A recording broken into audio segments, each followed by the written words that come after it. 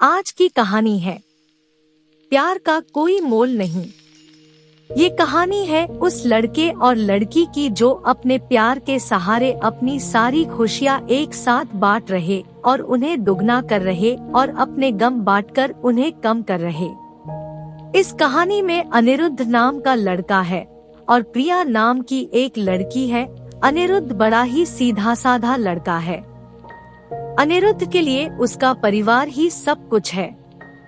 अनिरुद्ध अपने परिवार के लिए कुछ भी कर सकता है, इसलिए वह दिन रात मेहनत करता है और दिन रात मन लगाकर पढ़ाई करता है, साथ ही साथ कुछ काम करता है जिसे कुछ पैसे कमा सके। अनिरुद्ध दिन रात इसलिए मेहनत करता है ताकि वह पढ़ लिख कर कुछ कर सके, बड़ा आदमी बन सके और अपने परिवार का नाम रोशन करे। अनिरुद्ध की यही ख्वाहिश थी कि अपने माँ बाप को वह खुशी दे सके जिसके वह हकदार है। अनिरुद्ध इंजीनियरिंग करता है, साथ ही साथ वह पार्ट टाइम जॉब भी करता है। अनिरुद्ध चाहता है कि वह बहुत बड़ा आदमी बने, उसे अपने करियर में सक्सेस मिले ताकि आगे चलकर उससे उसके परिवार को किसी भी तरह की मुसीबत का सामना ना करना पड़े। अनिरुद्ध रोज की तरह अपने ऑफिस जा रहा रहता है। वहां आज उसके ऑफिस में एक प्रिया नाम की लड़की ने न्यू ज्वाइनिंग की होती है। प्रिया को देखते ही अनिरुद्ध को उससे प्यार हो जाता है, पहली नजर वाला प्यार। प्रिया भी अनिरुद्ध की तरह ही सीधी साधी लड़की होती है जिसके लिए उसका परिवार और उसका फ्यूचर ही सब कुछ है। वह अपने माँ बाप का हाथ बटाने के लिए पढ़ाई के साथ साथ पार्ट टाइम जॉब भी करती है। प्रिया लेकिन अनिरुद्ध से थोड़ी सी अलग है। अनिरुद्ध अपने माँ बाप के कहने पर चलता है, जैसा वह कहते हैं वह वैसे ही करता है, लेकिन प्रिया अपने सपनों को जीना चाहती है। वह अपने सपने पूरे करना चाहती है। उसका जो दिल चाहता है वह वही करती है। उसने कभी दुनिया की फिक्र नहीं की, लेकिन उसके परिवार की पुरानी सोच उसके सपनों के आड़े आ गई, इसलिए प्रिया अपने सपने अब तक जी नहीं पा रही थी।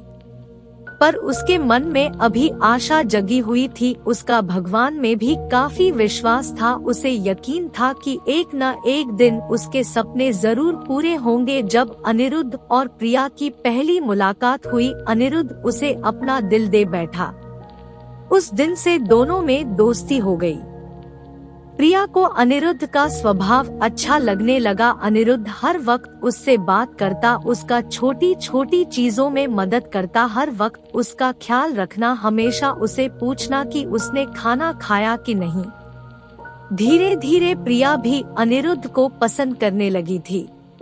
फिर एक दिन अनिरुद्ध ने प्रिया से अपने प्यार का इजहार किया और प्रिया ने भी हाँ कह दी, क्योंकि प्रिया को भी प्यार चाहिए था। वह हमेशा अकेली थी, अंदर से उसे कभी इतना प्यार नहीं मिला किसी से, और ना ही किसी ने कभी उसकी परवाह की। अनिरुद्ध का ऐसा स्वभाव प्यार भरा और परवाह करने वाला देखकर प्रिया ने उसके प्यार को कबूल किया और अपने प्यार का भी इजहार किया। इसी तरह दोनों एक साथ घूमते मिलते, एक दूसरे से बातें करते और अपने प्यार के खुशियों के पल समेटते रहे। प्यार में मीठी तकरार तो होती है। इनके बीच की तकरार हुई, पर इन्होंने एक दूसरे को समझा, एक दूसरे को संभाला और हमेशा एक दूसरे का साथ दिया। अनिरुद्ध और प्रिया दोनों एक साथ कॉलेज जाते हैं, एक साथ काम पर जाते, जहां जाते हैं हमेशा एक दूसरे के साथ रहते। इसी तरह खट्टी मीठी यादों के साथ दोनों ने एक साथ 4 साल गुजारे। साथ ही साथ प्रिया इंजीनियर बन गया, जिसकी काफी अच्छी नौकरी है, और प्रिया भी एक राइटर बन गई। साथ ही साथ वह अच्छा गाना भी गाती है। अनिरुद्ध ने उसका सपना भी पूरा करने में मदद की, गाना गाने का और अपनी आवाज को लोगों तक पहुंचाने का। इतना समय साथ गुजारने के बाद दोनों के बीच में प्यार बहुत गहरा हो गया। दोनों एक दूसरे के बिना अब जी नहीं सकते थे। दोनों एक दूसरे के दिल की धड़कन बन चुके थे। दोनों ने सोचा कि वह अब अपने अपने परिवार वालों को उनके रिश्ते के बारे में बताएंगे। जब दोनों ने यह बात अपने घर में बताई तब दोनों के ही परिवार वालों ने इस रिश्ते से इनकार कर दिया। इनके दोनों एक कास्ट के नहीं थे, दोनों अलग अलग कास्ट के थे। उनके परिवार वालों को यह मंजूर नहीं था कि उनके बच्चे उनके खिलाफ जाकर, बिरादरी के खिलाफ जाकर, अपनी कास्ट के खिलाफ जाकर किसी और से शादी करें। उन दोनों के परिवार वालों ने उनका मिलना, फोन पे बात करना सब बंद करा दिया। दोनों एक दूसरे के बिना रह नहीं पा रहे थे, दोनों एक दूसरे की याद में तड़प रहे थे, दोनों एक दूसरे को मिलने के लिए बेचैन थी। अनिरुद्ध जो अपने परिवार की इतनी इज्जत करता है, उनके लिए कुछ भी कर सकता है, उन्हें कभी दुखी नहीं देख सकता।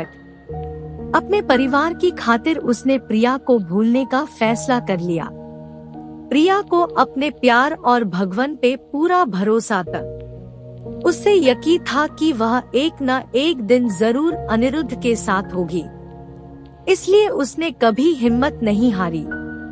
उसने बहुत कुछ किया अनिरुद्ध को पाने के लिए। रोज सुबह शाम वो भगवान से प्रार्थना करती, रोज अपने माँ बाप से कहती कि उसने कभी भी उनकी कोई बात नहीं टाली, किसी चीज के लिए उसने ना नहीं कहा। बस अपनी जिंदगी का फैसला वो खुद करना चाहती थी, क्योंकि वो जानती थी कि उसकी खुशी अनिरुद्ध के साथ है और किसके साथ नहीं।